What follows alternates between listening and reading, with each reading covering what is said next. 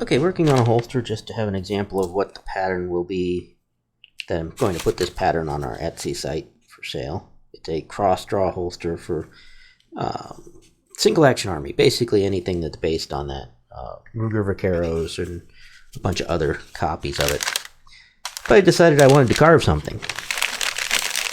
And so I did this sort of Sheridan style pattern that actually comes from a Carve-Right, which Springfield Leather is making Carve-Rights. They're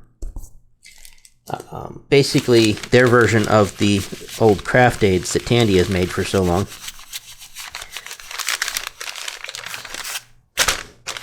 Springfield Leather is just a single location type of business, though, not a big chain like Tandy. Since I did a Sheridan style carving, I'm going to do kind of a Sheridan style finish. And I wanted to try out this new, I got this Fiebing's Pro Resist stuff. We'll see how it works. I'm going to try it with the gel antiques that I like most often.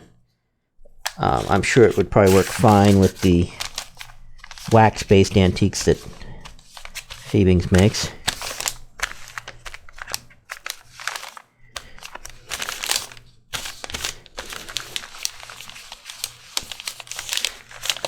But that means I need to put it on tonight and come back tomorrow when it's fully dry to put the antique on. So that's really all I'm going to do on it tonight. I've put a coat of oil on it and now a coat of Pro Resist, and then it has to sit overnight. Alright, it is the next morning. This is dried overnight, which is my usual any finish I'm going to be resisting antique with. Gotta really let it cure all the way, not just dry until it's dry to the touch, but totally dry. And I'm going to use a Saddle Tan gel antique on this one. Saddle Tan's a little more gel than antique at the moment.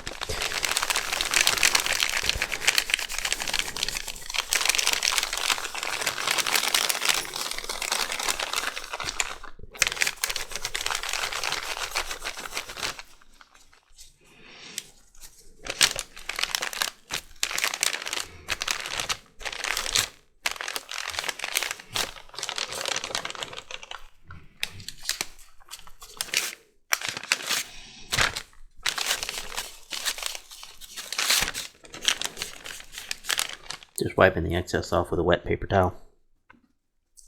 I squeezed all the extra water out of it, so it's just damp, really.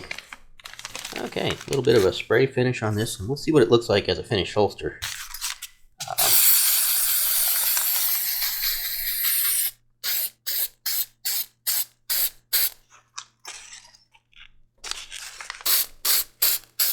I almost always use this leather sheen spray over top of antique stains because wipe-on finishes, you tend to pick up the stain out of the background and leave little smears and such all over the place. So I prefer to just use a spray.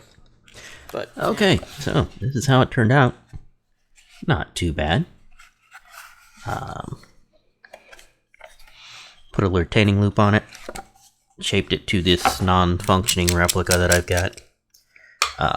Which is actually the same size as a single action army, so it works well for shaping holsters.